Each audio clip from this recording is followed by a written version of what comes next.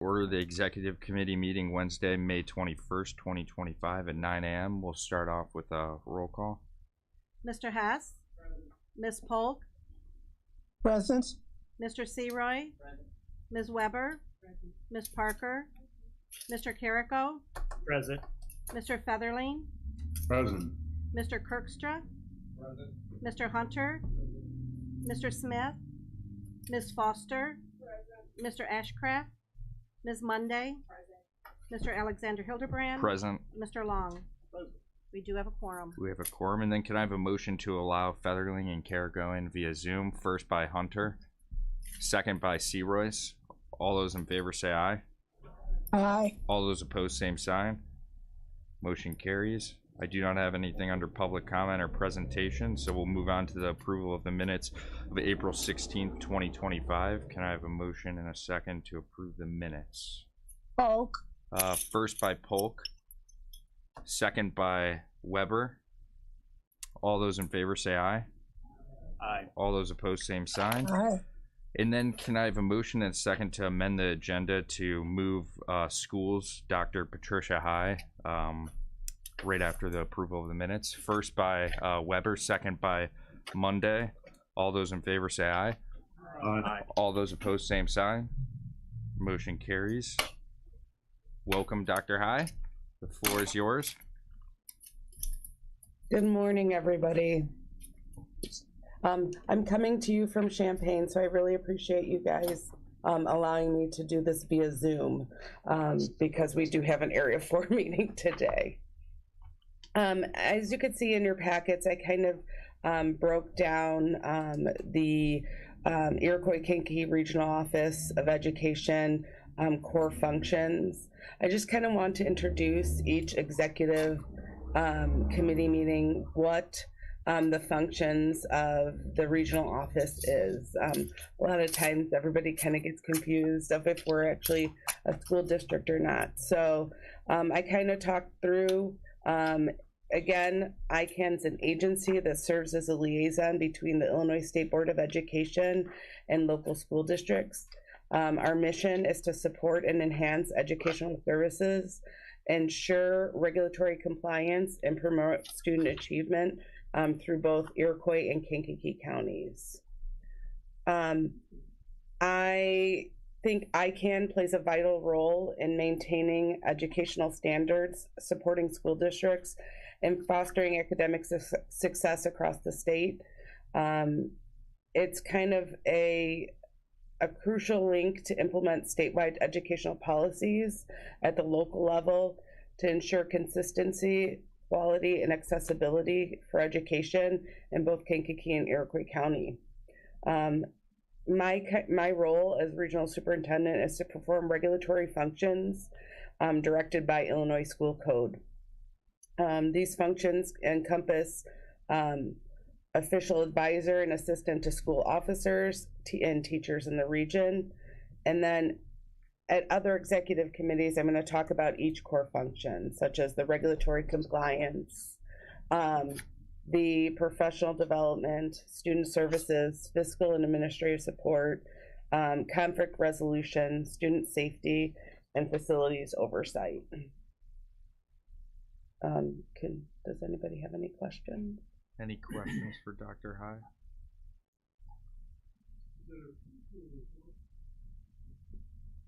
Is that your full report, one of the board members asked? Yes, so I laid out the core functions, and then each executive committee meeting, I'm going to cover what those core functions encompass. Steve Hunter, just got a couple questions, and this is questions been posed before.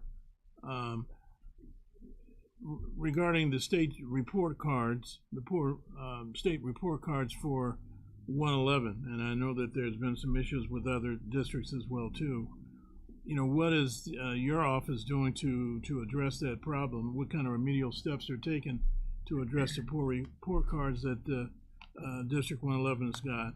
Additionally, the question regarding the Christmas holiday issues, the cultural issues in which the students go back to Mexico for an extended period of time, which causes vicissitudes in terms of their progress. What's being done to address that? If you could synopsize, what you guys are doing regarding those two particular issues, I'd appreciate it. Of course. So regarding the school report cards, obviously each school district gets assessed and has a summative designation. I actually sit on what's called the school-wide Systems of Support Committee with Illinois State Board of Education and our organization, Illinois Association of Regional School Superintendents. And what we do is currently ISB is looking at the designation status of schools. Okay, so what they do is they look at the kind of the formula to evaluate if a school is designated as needs improvement or a success or whatever. But what happens is they're actually looking at that data and deciding if that data is accurate, because our system through Illinois has a very strenuous process for getting that student data. So it's kind of stricter than all the other states. So ISB's kind of looking at that formula. We, as a state, are up and we'll submit an ESSA plan, excuse me, in 2027 to the feds. So that's kind of where we're at pertaining to that. As a regional office, we do offer supports. ISB does require targeted and extensive supports through that agency. But we, as the regional office, offer instructional coaching services and different data services to our districts, regardless of their designation and regardless of what the report card said, because good school improvement is vital to moving the needle and to helping teachers and students. Does that answer the report card question? Really, but not really. Really, it doesn't. If the kids can't read, they can't be successful. And, it concerns me that School District 111 has an abysmal report cards. I mean, all the schools in the system are derelict in terms of the ability for the kids to read and improve their life skills.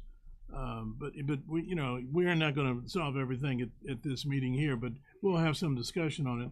Also, the Christmas Day cultural issues regarding the kids going to Mexico, and yes. And can you deal with that? And I'll deal with the other report card stuff later on, because I've had a conversation with the superintendent, Dr. Lance, about it, and there's some things she's doing that may assist the report card score. So, but I don't expect you to have a magic wand and say, hey, here's the solution. So, but anyway, if you can answer that last question, I'd appreciate it. Yeah, I think with the report card and with student data and student achievement, success is gradual, and implementation of different curricular strategies is kind of a slow process, but I think we're moving the needle in the right direction, if that helps. Regarding students that are like migrant students, each district has their own policy and procedure pertaining to that. We at the regional office can help in any capacity. We do offer some English language learner support when it comes to different professional development. But again, it's more of a school district, kind of that local control. Well, all I'm saying is that if a kid goes back to Mexico for more extended period of time and they have not done their homework, I mean, that's going to put them further behind. But anyway, we'll talk about that further. Correct. Any more questions for Dr. High? Mr. Seaworth? I just have a comment, and Patricia, I think you're doing a fine job. but maybe a comment to the board, and maybe to Mr. Hunter's point, that the COVID lockouts had more harm to students in our schools than deaths in the community. Because you look at kids that are graduating this year, they were in the 3rd grade, and they didn't go to school for a year and a half or more, and had to do it remotely. I think that has had more harm than I've just seen it personally myself, sir, and that wasn't a great decision to lock kids out of schools. Yeah, we are still seeing evidence of the pandemic in academic achievement, as well as social and emotional effects on students. Great comment, Todd. Any more questions for Dr. High? All right, can I have a motion to accept and put her report on file? First by Tinker, second by Long. Any more discussion on that? All right, voice vote. All those in favor say aye. Aye. Aye. All those opposed, same sign. Aye. Motion carries. Thank you for attending, Dr. High. Thank you, and I'm sorry I have to excuse myself. No, you are fine. Have Next a great up, day. you too. Next up, we have legislative. I'll have Anita Speckman come to the front.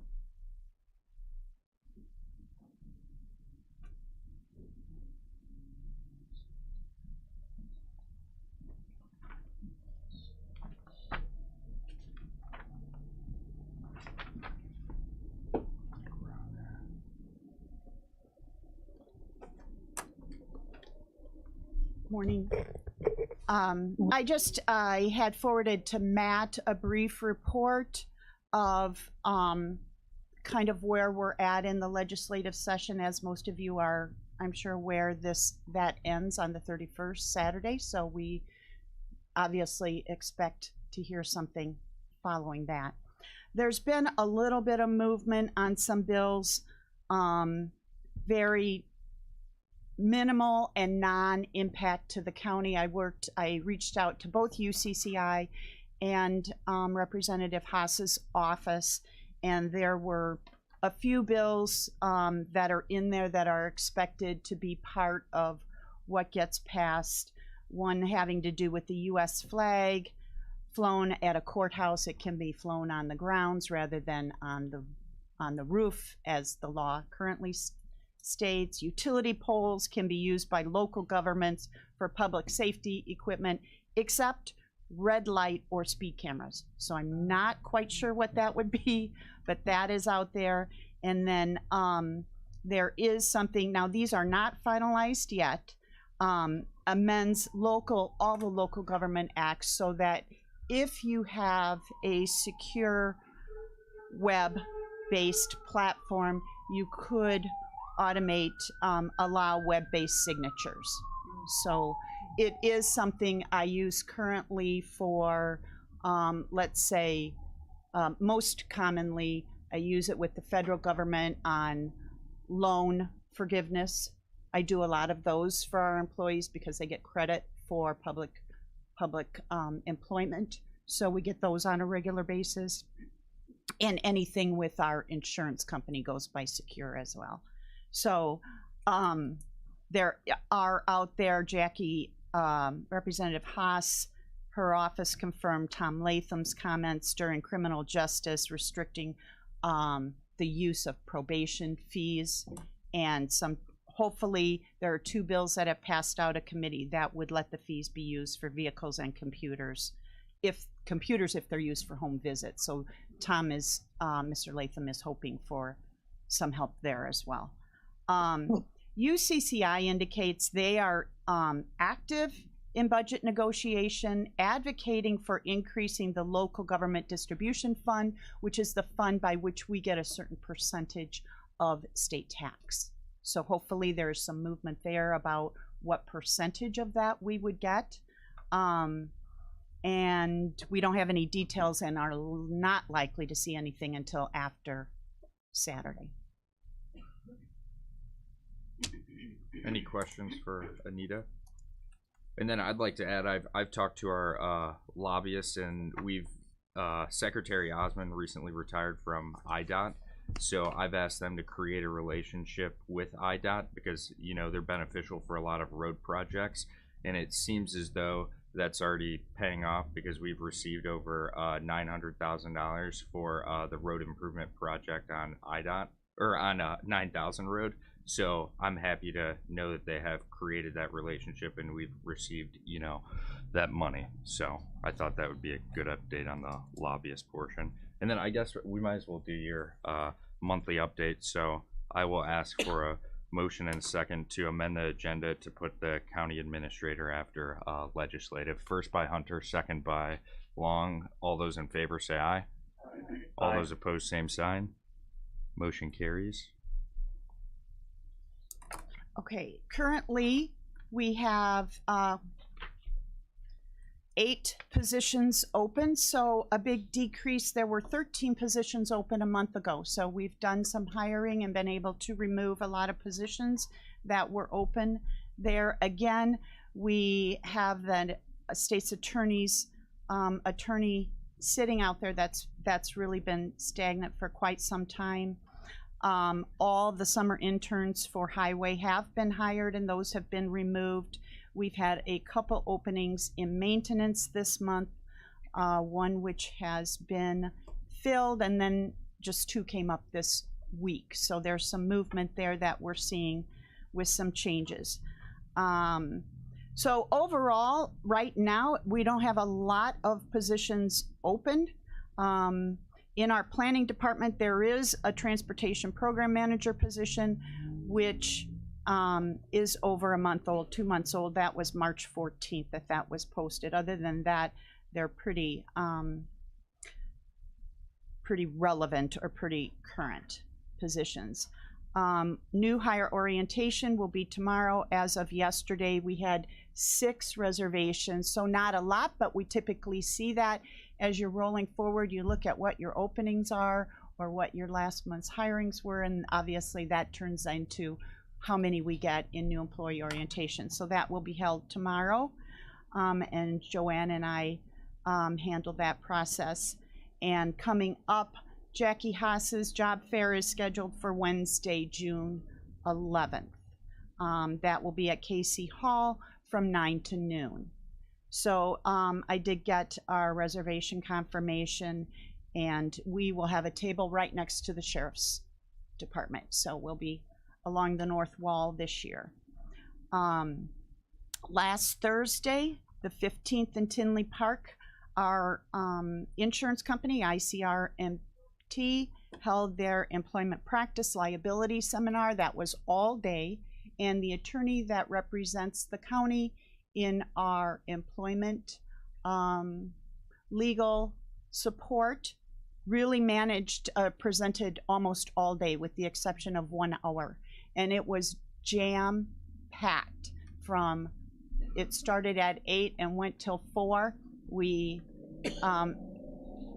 had 1 session through lunch, and I'm happy to say that other than myself, we had 15 county supervisors or department heads that attended from 9 different departments, including public health, state's attorney's office, let's see, and the regional office of education. So we had a broad range, and plus our department heads here that I work with on a daily basis. So for me, it was my wheelhouse, and I was just thrilled with the day. A bit of, I think, information overload for some of our, line supervisors and department heads who don't hear this on a regular basis. But really, we're very lucky to have their assistance in this. Really, really good information. So. Any questions for Anita? Tinker? Thank you, Mr. Chairman. Anita, thank you for everything that you do. And I especially appreciate a few months ago that you brought up the internship. And I am proud to say that one of my students was accepted into the internship program at the state's attorney's office. And it's going to be a wonderful experience for her. She's over the moon right now. Good. And I'm just so grateful that she has that opportunity this summer to work there. So thanks to the state's attorney's office and for your help in getting her there and guiding us. So thank you again. Good, thank you. Those are the stories that really give me a lot of great feeling at the end of the day. You love hearing those stories. So thanks. Any more questions for Anita? Thank you. Next up, we have Information Systems. Jason Shane with a monthly update.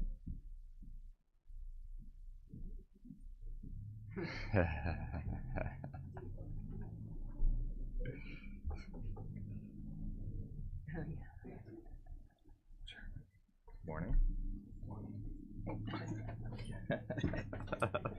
Good morning, ladies and gentlemen. Everything's still going smooth. We're doing all our service calls. We've had actually several this past month, along with a lot of new users, a number of new interns. I think we just have 6 new intern accounts for the state's attorney's office, for an example. We're continuing to move forward on updating all the computers up to Windows 11. We have the probation department fully done and the finance department now done. In the probation department, we also replaced 6 computers there because they needed to be replaced in order to have Windows 11 on it, along with deploying dual monitors for everyone in that department. That was funded by a tech grant through the courts. We also rewired the network rack on the 3rd floor, updating that whole network and the switches that's involved. We upgraded the boardroom Wi-Fi here in this room to really help your guys' laptops. You guys should see that this week. We did that late last week. We also staged 42 computers in preparation for computer upgrades in this building to get up to Windows 11. We stage them first as we're deploying them, get everything ready in between all our service calls. And for the future, we're going to continue to go through the different departments and get the rest of the computers up to Windows 11 before our deadline. Perfect. Any questions for Jason? Thank you. Next up, we have the Health Department, John Beavis.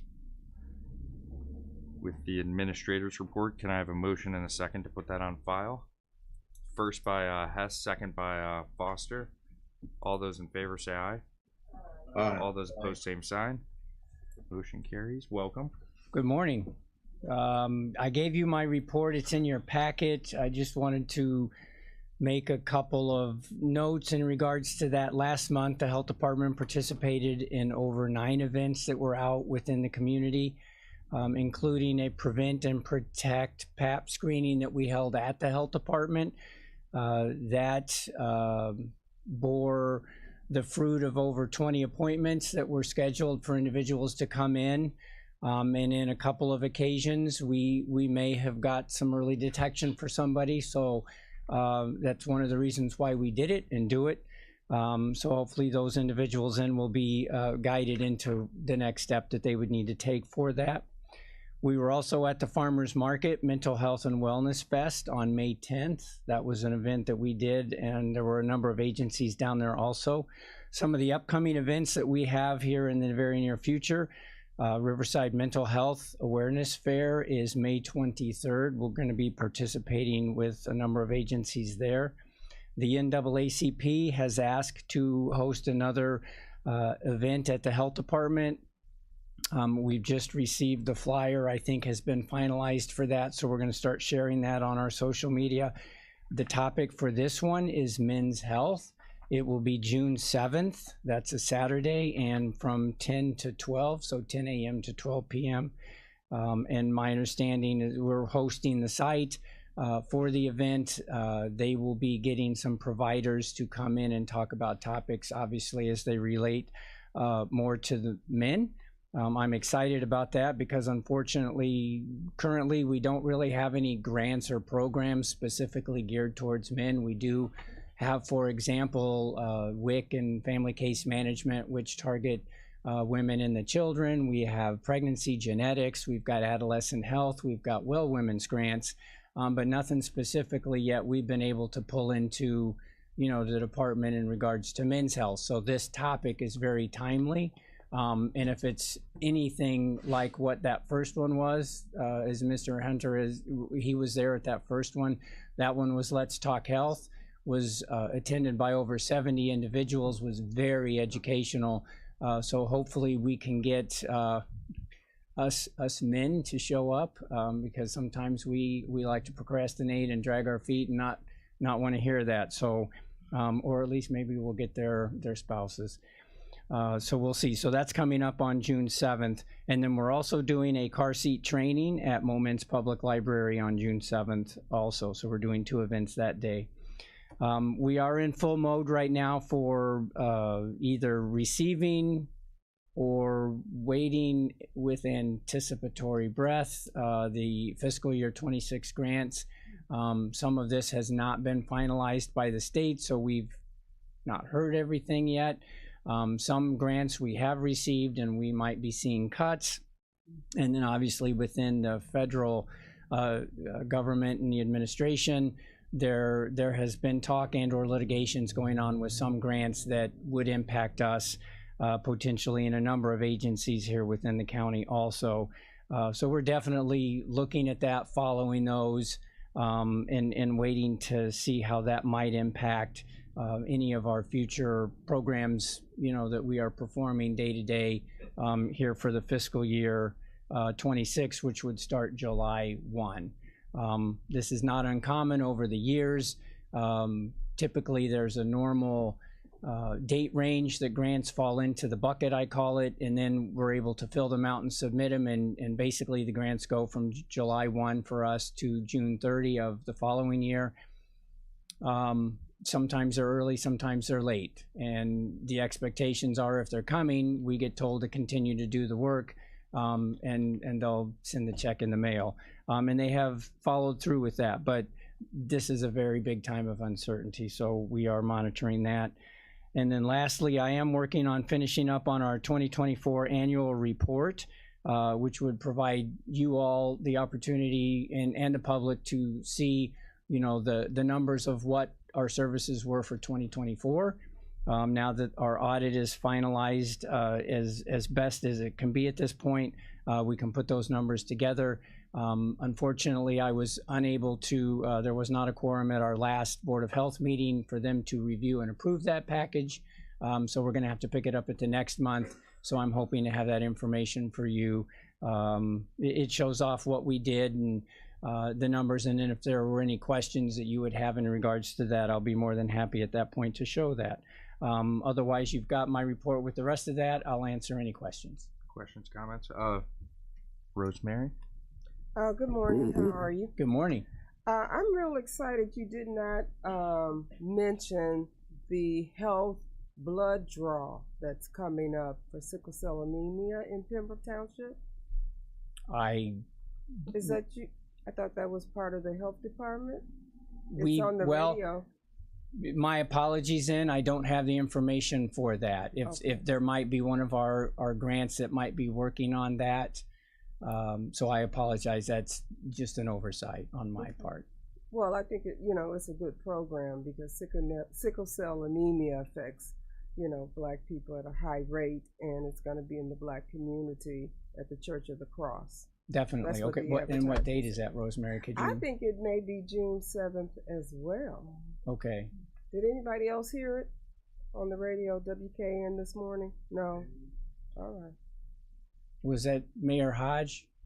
Was he involved with that? I know he contacted me this morning to get some information from one of our employees. Okay. Possibly through the genetics grant, but again, I'll let me confirm. Well, it is going to be at the Village Building, Church of the Cross, and I'm sure that's probably why he called you. Okay.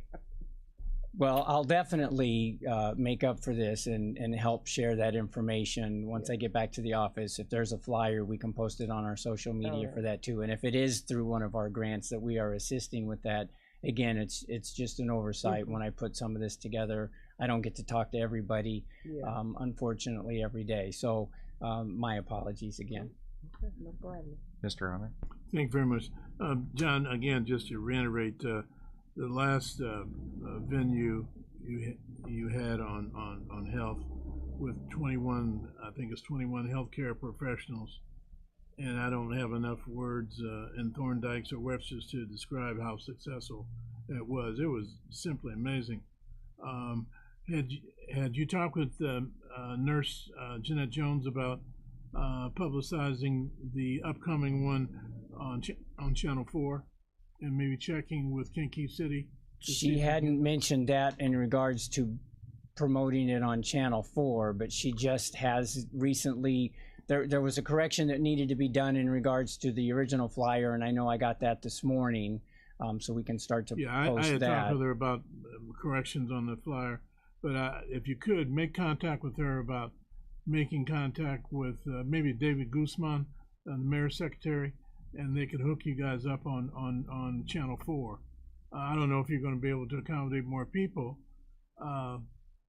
at the next venue, but it was really phenomenal in terms of the scope and content of the information that was provided. So kudos to you guys again for a job well done. Thank you.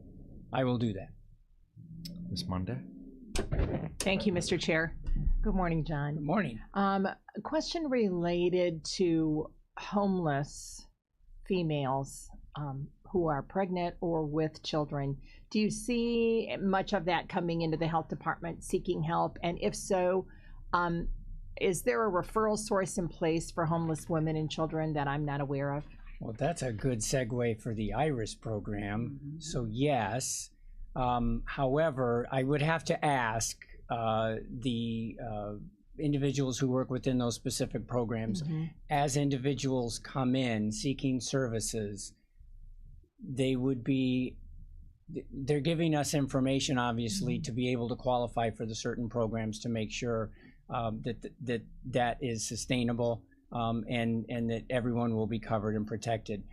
If through that process it's determined that a particular group or family or women, in this case using your example, pregnant women who are homeless, then we can also, besides the program that they might be there attempting to receive services for, we can also then coordinate through the IRIS program, getting their permission to make the referrals through the IRIS program to the other agencies that might help them through services that we do not provide at the health department. Is there a shelter of some sort for females here in Kankakee County that I'm unaware of? I don't think there is one, is there? For females? There have been some organizations that have had shelters within the past. However, I believe that if not all of them, many of them are beginning to suffer because of apathy or lack of volunteers or funding sources to be able to continue the missions that they had set out to try to do. So it is a big problem within our community, not only for pregnant women, but many homeless individuals where they can go to receive the services, which is part of what Fortitude and many of the other organizations are attempting to do. The health department is part of an organization that's called, the bigger organization is called Continuum of Care, and it's basically all the service agencies within the county that provide services, and we get together monthly so that we all know who we all are and what we all do, so that we can make sure, because one of the biggest complaints, you know, through meetings like this or from the public is that each of our organizations, the silo, so to speak, we know what we do in our own silo, but I don't know what you do, and I don't know what you do. And because of that, we're educating ourselves so that we can. And with the IRIS program now, we can make those referrals, and we're getting many of those agencies into IRIS now so that it becomes easier. And the more we do it, as my wife would say, when you know better, you do better. So we're getting there. But the funding for some of those services and those types of things is just not there yet. But with the efforts of Mayor Curtis of Kankakee, the education to the county board members through the homeless summit that they host every year. That education's being put out there to help educate and get more people involved, whether it's voluntary or through funding sources that become available for agencies. Okay. Thank you. Does that help? It does. Thank you. You know, I work for Morning Star Mission out of Will County, which is a homeless shelter, and we do assist other counties with our Women and Family Center. So I'll talk to you more about that. Okay. But I just wanted to clarify if there was something here that I was unaware of. I didn't think that there was an actual shelter, so to speak, for women and families. Like Fortitude is really primarily handling males, I believe.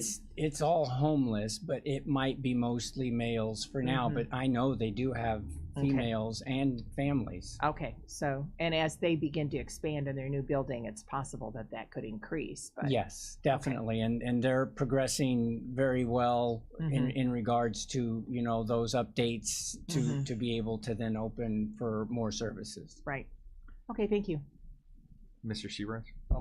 Thank you, Mr. Chairman. Ms. Monday, the Pregnancy Resource Center on Washington in Kankakee, their newly appointed director, Kimma Brassert, would be a contact, and I have her contact for you if you need it. Would help with, I'm sure she would help with anything she Thank could. you, Todd. Any more questions for John? All right, thank you. All right, have a great day, everyone. You too. Next up, we have the VAC, Eric Peterson. His monthly report. Can I have a motion to accept and put that on file? First by Long, second by Carrico. All those in favor say aye. All those opposed, same sign. Motion carries. Welcome. Thank you very much. Good morning, everybody. So as you'll find the reports that have been submitted to you all, I'll start with Veterans Treatment Court. Currently have 6 participants in the program. We have a graduation coming up at the end of June, which is very exciting. By the next board meeting, I will hopefully be able to update everybody on when that date is, if anybody would like to attend. Again, if you're unfamiliar with the problem-solving courts system or Veteran Treatment Court, to be able to attend a graduation is quite the event, so we would love to see anybody there. From an office perspective, our team is doing very well. We just had the 1-year review for 2 of our employees, our administrative assistant Chris and our outreach VSO Ty, both of which received very good reviews for the work and progress they've been making with their individual responsibilities and their roles within the office. You may have heard our other veteran service officer, Ashley Appleton, on the radio advertising for what she's doing on Fridays, because she's over at the library, the Kankakee Public Library on Fridays, taking open walk-ins, and that's still been going very well as well. Our Assistant Superintendent, Karen Smatansky, she traveled to DC for the National Association of County Veteran Service Officers Leadership Conference. She also submitted the report for that. And she also attended the Illinois Department of Veteran Affairs Manteno Veterans Home Advisory Council meeting. And you can also see the report for that as well. We are still working on applying for some grants and continuing to develop the standard operating procedures of our office, which is going well. The Liberty Lodge, at the time of this, the time that the report was submitted to you all, we had 6 people that were in the lodge. We now have 7, and we actually just processed the application for an 8th.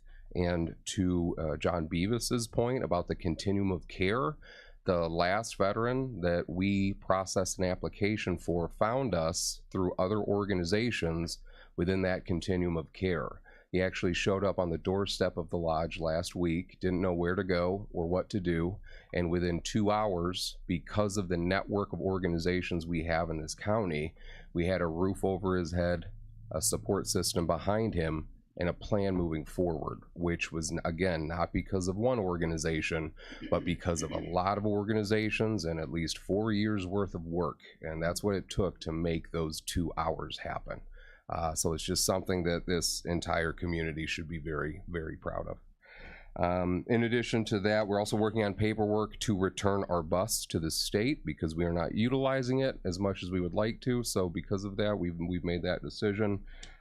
Between now and when this report was submitted, we also attended the Gold Star Memorial for Alexis McCullough, which was phenomenal. I was very honored to be the Master of Ceremonies at that event. And moving forward, there are also going to be some events on Memorial Day. So on Memorial Day, there was actually a 66-year-old Army veteran named John Kernbauer. His remains were found at a nursing home in our area. And when his remains were found, the nursing home didn't know what to do with them. They were going to dispose of these remains, and this veteran did not have any family, did not have any friends, and did not have anybody to claim him. So as a community, we are going to claim him on Memorial Day. I will pull up here, give me 1 second, the details for that event. So that will be on Monday, May 26th, Memorial Day at 9:30 a.m. at the Kankakee Memorial Gardens. That will be the graveside memorial service to honor and claim veteran John Kernbauer. And then on same day at 11 a.m. at the Kankakee County Courthouse, we will also be having our Memorial Day ceremony, and we would love to see any of you there. That concludes my report, and open to any questions. Any questions for Eric? Ms. Foster? Good morning. I don't have a question. I just have a comment. I think with your efforts with outreach, a friend of mine just got qualified for 100% because of his disability, and he's very happy about that. I think he told me that he doesn't have a copay anymore, and he got a substantial amount of money. So kudos to you. Thank you, ma'am. Thank you for sharing that with me. Thank you, Rosemary. Any other questions? All right, thank you. Thank you very much.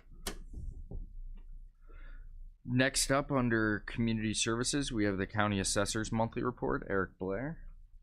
And can I have a motion to accept and put his report on file? First by Searoyce. Second by Kirkstra. All those in favor say aye. Aye. All those opposed, same sign. Motion carries. Welcome, Eric. Thank you, Mr. Chairman. Good morning, everybody. Good morning. I've got just a few things to go over with you, so I'll be brief today, but I have discussed in the months leading up to this that we were working very hard to maintain the ownership of record and tax bill mailing addresses for the database for tax bill mailings, and those mailings went out, I believe, from the Treasurer's Office on Monday. They hit the post office, and I believe they're starting to trickle into individuals' mailboxes today, and probably through the end of the week here. So our traffic at the counter and over the phone is going to pick up dramatically in the next few weeks as we address the issues of taxpayers, be it exemption related or explanation of value, which we would typically get the assessor involved on that, because they are the one that actually emanates the value. But we'll do our best to address each question and try to help taxpayers through those concerns. I also, in the last month, toward the end of April, I received the certified 2026 farmland PI values from the Department of Revenue. Every year in April, they certify the productivity index values for each soil PI value to me for the following year, and then that leads me to the pending issue that I have, which is that I'm going to hold the Farmland Assessment Review Committee meeting on June 17th here on the second floor in that conference room at 10 a.m. And it's a very routine meeting, but we have a good discussion with folks that are concerned about agriculture in the community, and so it usually we have a good turnout with maybe an hour or so of discussion, and so that will be occurring on Tuesday, June 17th. That kind of brings you up to date with what's going on in the department. If there are any questions or comments, I'd be happy to answer.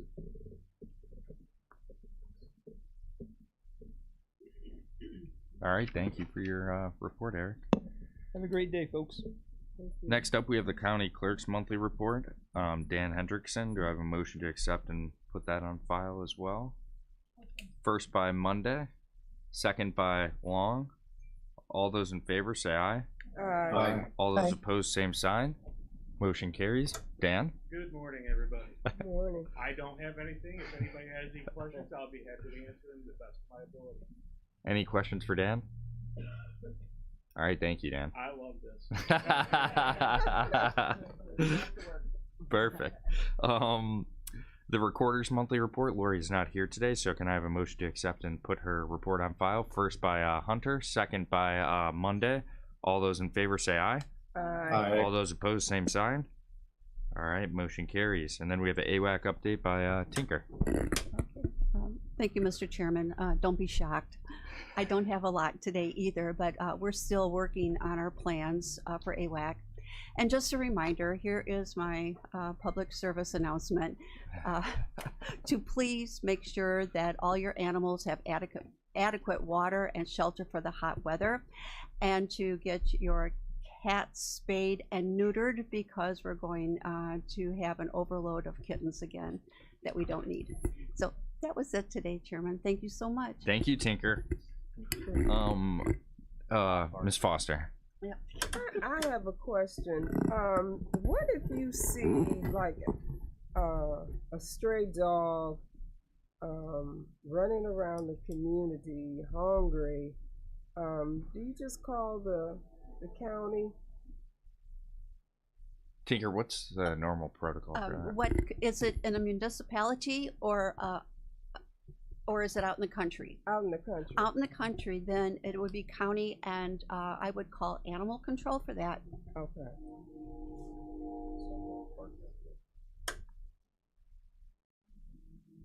And then next up under administrative, we have appointments, reappointments, and resignations.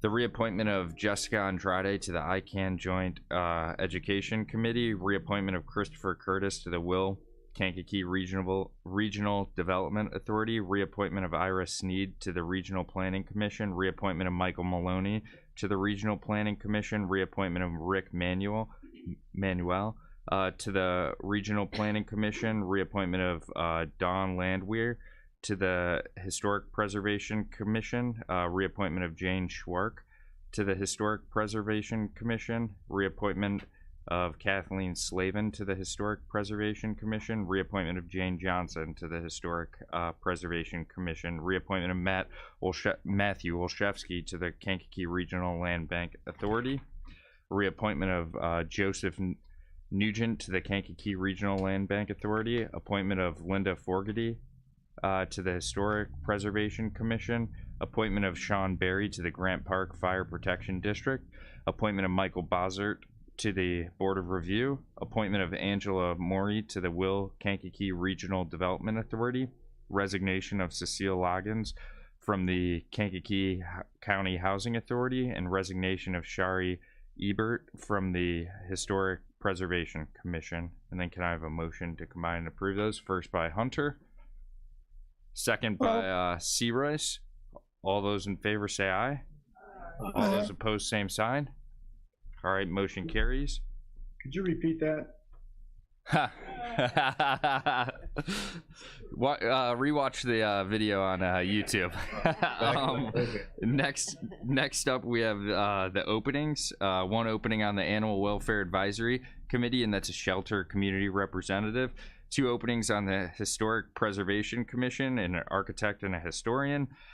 3 openings on the Regional Planning Commission, 1 opening on the Kankakee County Board of Health, which is a dentist, 1 opening on the Kankakee County Housing Authority, which would be a tenant, 1 opening on the Kankakee Regional Land Bank, 1 opening on the Kankakee Valley Airport Authority, 2 openings on the Cabri Area Fire Protection District, 2 openings on the Pilot Township Fire Protection District, 1 opening on the St. Anne Fire Protection District, 1 opening on the Moments Pembroke Union Drainage District number 1, 1 opening on the Grinnell Special Drainage District, 1 opening on the Mantino Drainage District number 9, 3 openings on the Mantino Drainage District number 6, 1 opening on the Spring Creek Drainage District, 1 opening on the BM Lewis Drainage District, 1 opening on the Clausen Park Drainage District, 1 opening on the Moments and Yellowhead Drainage District number 1, 3 openings on the Board of Health, 1 county board member, and 2 at large. Antonio's aware of that. 1 opening on the University of Illinois Extension, and I'm assuming you want me to repeat that too, John. Sure. Okay, that's it for openings. Next up under new business, we have the adoption of the updated Kankakee County Policy and Procedure Manual, expense travel reimbursement, and then if Auditor Eckhoff wants to come up with Eric Cavender. Welcome.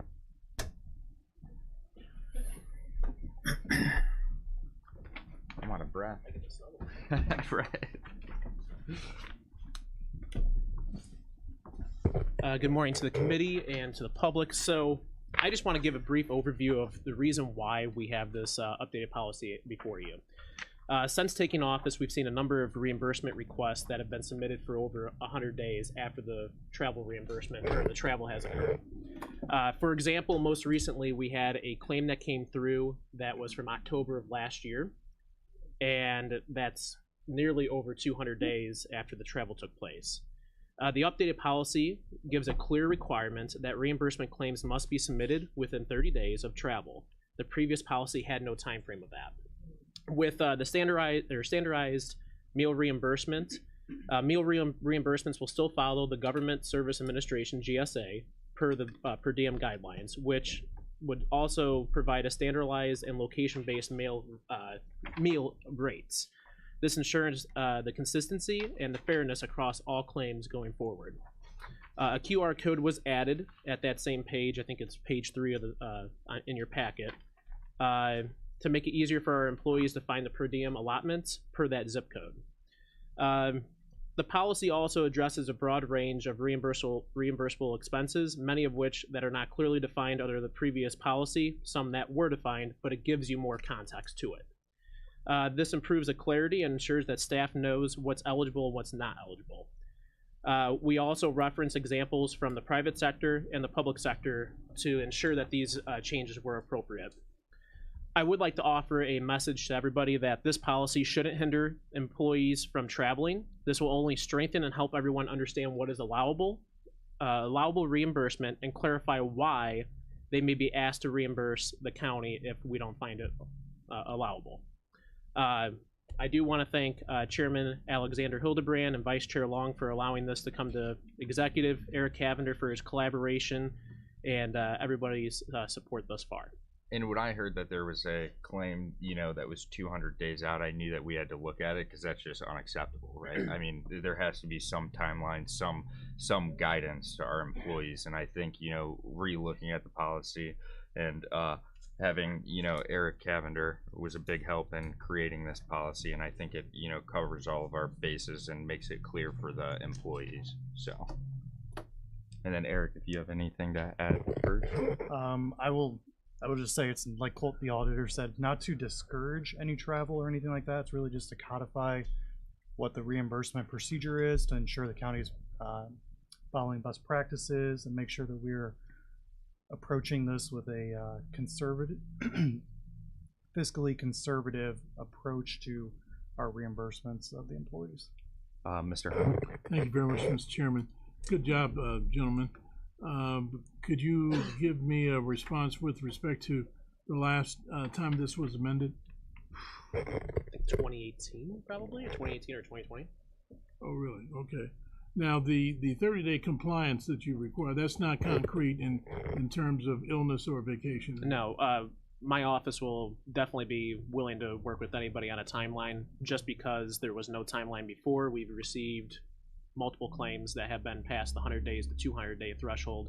I think there needs to be a little bit more of a compliance and understanding of that. I mean, the travel took place in 2024, and now it's getting paid in 2025's budget year. I don't think that's appropriate. It's just more to keep them accountable, I would say, and put a sort of a timeline to not make it disrespectful, which I think 200 days is disrespectful. Yeah. So. What other areas are you guys looking at? I mean, you and this tag team with you and Eric. Say that one more time. I'm sorry. What other areas are you guys taking a look at as you?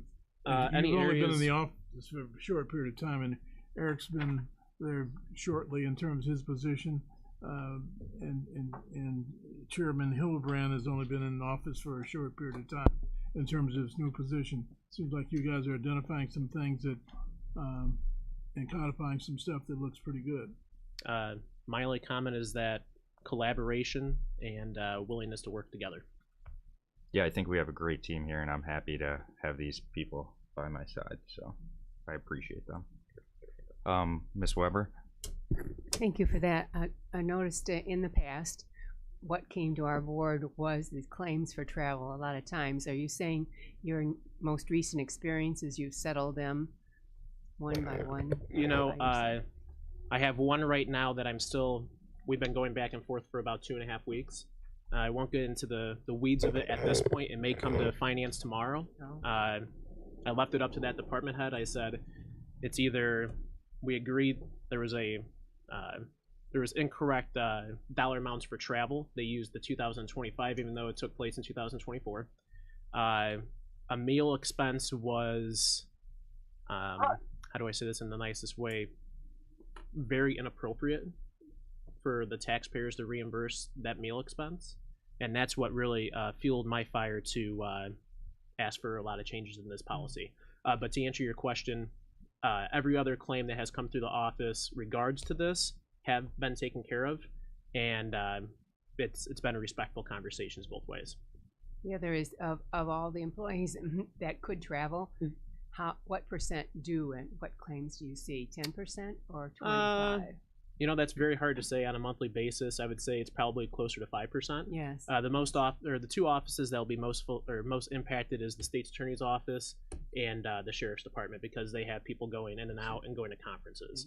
And I had a conversation with both of those department heads, made sure that they were aware of these changes, gave it to both of them. We had an email with the state's attorney's office as well, just letting them know. They seemed okay with it. And the sheriff's department, I had a conversation with the sheriff last night. He didn't seem like he had any issues with it either. It just strengthens our policy. Thank you so much. You're welcome. Larry. That's okay. I have trouble with the last name too. And I want to point out, because I am aware, because I serve on some other organizations, and budgeting is very important as far as this is concerned. And it does help to streamline our budgeting and increase awareness of where we need possibly to increase our budget, so we can better serve and the community can be better served. So I absolutely agree. I appreciate that aspect that you were looking at. Thank you. Can we have if there's motion by Mr. Searoyce to approve? All right, and then second by Hunter. Any more discussion on that? All right, voice vote. All those in favor say aye. Aye. All those opposed, same sign. Motion carries. Aye. Do you have anything, John? Oh, okay. All right. Thank you, everybody. Good to go. Thank you. Appreciate it. Anything else under new business? Yes, Mr. Chairman. Yes. Mr. Kirkshaw. Thank you. And yes, you got it right. Good. I just have this is just a quick announcement. I wanted to announce it under community service because it's basically what it is. Over the weekend, I had an opportunity to go to the Rhubarb Fest that we held here, and I lost a lot of weight. Unfortunately, it was in my wallet that I lost it, because I was very encouraged by some other people and the vendors to purchase a bunch of stuff that I really don't need. But I'm sure it's going to take the place of the weight that I lost in my wallet. But one thing that I did see was the upcoming event that we're going to have, and I wanted to get it in early if I could, and it's going to be on Sunday, July 15th, the Run for Autism, which is held locally, and I have a June 15th. What did I say? July. Okay. Well, I do have some other events for July, but that's different. Okay, it is June 15th. I have a brief flyer here that I picked up. This organization is a fantastic organization and local and covers anybody in the entire county. And also, I do believe, is the only organization of its kind in the state. And they offer a lot of help to our autism community. And if anybody would like to, there is a QR code that I will have out here that you can.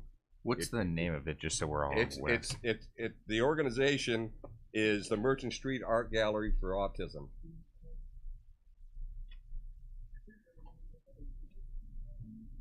This is an annual event that they have, but it was just one of those things. I know that autism has affected my family, and also has affected it to the point to where my family has gotten an interest in actually assist in these programs, and also teaches. But like I said, they do some great work, and it doesn't matter where it is. If there's an issue, doesn't matter where it is in the county. It's a great help and a great asset to our community, and is basically underrated and understated. Thank you for bringing that to our attention. Is there any other new business? Any old business? Do you have old business? Motion to motion to I had my hand motion to adjourn by Mr. Hess. Second by Ms. Monday. All those in favor say aye. All those opposed, same sign. Meeting